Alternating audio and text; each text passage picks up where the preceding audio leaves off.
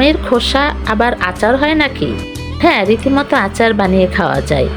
এই আচারটা একবার বানালে দ্বিতীয়বার বানাতে বাধ্য, কারণ এটা এতটাই মজা হয় যে সবাই চেটেপুটে খাবে। হ্যালো সবাই, আসসালামু আলাইকুম। শাহনাজ কুকিং ইউনিভার্সের আজকের ভিডিওতে আপনাদের স্বাগতম। আগের ভিডিওতে কাঁচা আমের মিষ্টি আচারের রেসিপির সঙ্গে আমি আর একটা আচার দেখিয়েছিলাম। আজকে আমের খোসা দিয়ে সেই আচারটি তৈরি করে দেখাবো। এই আচারটি তৈরি করতে উপকরণ লাগবে খুবই সামান্য, আর সময়ও লাগবে অনেক কম। সমস্ত টিপস আর ট্রিক্স পেতে স্কিপ না করে সম্পূর্ণ ভিডিওটি দেখার অনুরোধ রইল।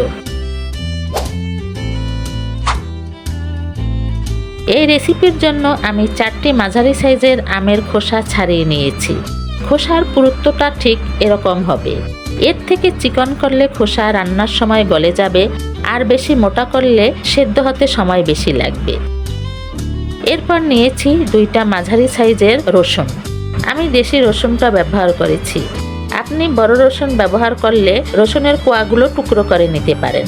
এর সাথে আরও নিয়েছি 1 কাপ সরিষার তেল, 5টা শুকনা মরিচ, 1.5 চা চামচ আদা বাটা, 1.5 চা চামচ রসুন বাটা, 1 চা চামচ লবণ, 2 টেবিল চামচ গুড়, 2 চা চামচ আচারের মশলা। এই আচারের মশলায় কি আছে আমি রান্নার সময় বলে দেব। এরপর আরও নিয়েছি আধা চা চামচ মেথি গুঁড়া, আর সবশেষে নিয়েছি 2 টেবিল চামচ ভিনেগার। প্রথমেই আমি আমের খোসাগুলো কুচি করে কেটে নিয়েছি। এটা ঠিক আলু ভাজির মতন চিকন করে কুচাতে হবে।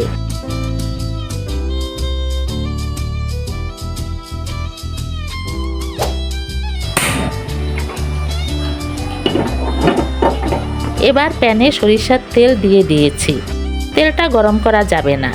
ঠান্ডা তেলেই শুকনা মরিচ আর রসুনগুলো দিয়ে কিছুক্ষণ নেড়ে চেড়ে নিয়েছি।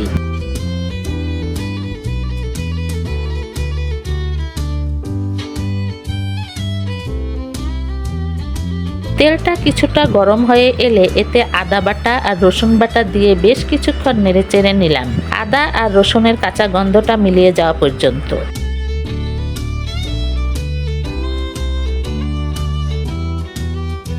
এই পর্যায়ে তেলটা পুরোপুরি গরম হয়ে যাবে। তো কাঁচা মশলাগুলো ভাজা হয়ে গেলে এতে কুচিয়ে রাখা আমের খোসাগুলো দিয়ে দিয়েছি। এগুলো ভালোভাবে নেড়েচেড়ে মিশিয়ে নিয়েছি।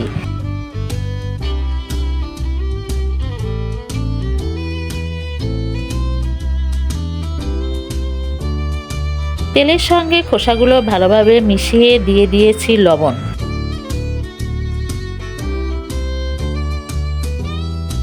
এবার লবণটা ভালোভাবে মিশিয়ে নিয়ে অপেক্ষা করতে হবে কিছুক্ষণ, কারণ এই পর্যায়ে খোসাগুলো নরম হয়ে আসবে।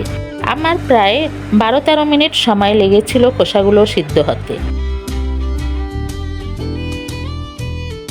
তো খোসাগুলো সিদ্ধ হয়ে এলে এতে গুড় দিয়ে দিয়েছি। গুড়টা কম বেশিও দেওয়া যায়, নির্ভর করে আপনি কতটা মিষ্টি খাবেন তার উপর।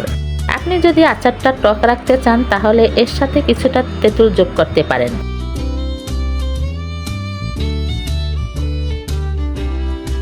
আমার কাছে মিষ্টির পরিমাণ একটু কম মনে হয় আমি আরও আধা টেবিল চামচ গুড় দিয়ে দিয়েছি। আচ্ছা, গুড় দিলে কিন্তু আচারের রংটাই পরিবর্তন হয়ে যায়, তাই না? বলে রাখি, এখানে আপনি গুড়ের পরিবর্তে চিনিও ব্যবহার করতে পারেন।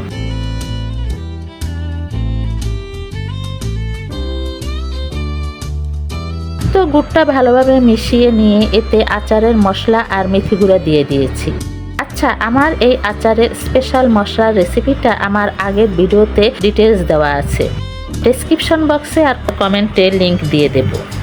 আর এখানে সংক্ষেপে বলে রাখি, আমি এখানে ধনিয়া, পাঁচফোড়ন, জিরা, মৌরি আর শুকনা মরিচ তেলে গুঁড়ো করে নিয়েছি। আপনারা ভিডিওটি দেখলেই বুঝতে পারবেন আচারের ফ্লেভারটাই মূলত এই মশলার থেকেই আসবে। শেষ পর্যায়ে দিয়ে দিয়েছি ভিনেগার।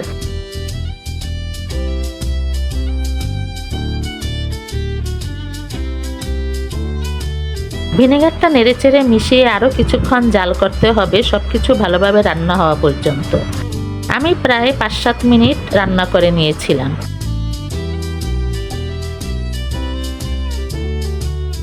দেখুন খোসাগুলো কতটা নরম হয়ে গেছে আর মশলাটাও ঘন হয়ে এসেছে।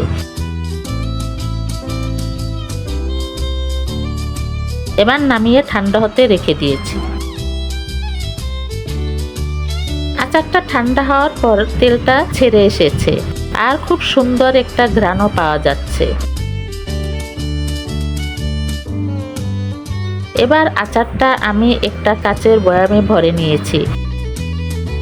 বয়ামটা ভালোভাবে ধুয়ে পানি ঝারিয়ে মুছে নিয়ে তারপর আচারটা রাখতে হবে, নয়তো কিন্তু ফাঙ্গাস পড়ে যাবে।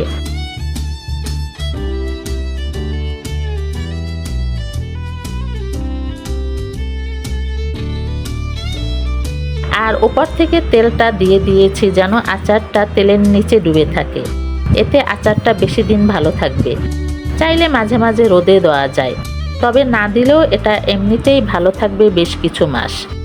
এই আচারটা আমের সিজনে বাসায় প্রায় বানাতে হয়, কারণ এটা এতটাই সুস্বাদু আর মুখরোচক যে 2 সপ্তাহের বেশি রাখাই যায় না। এই রেসিপিটা ঠিকঠাক ফলো করে আপনিও সহজেই বানিয়ে নিতে পারবেন এই আচারটা।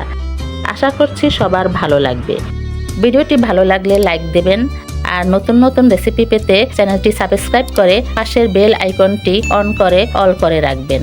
ভিডিওটি সম্পূর্ণ দেখার জন্য সবাইকে অসংখ্য ধন্যবাদ।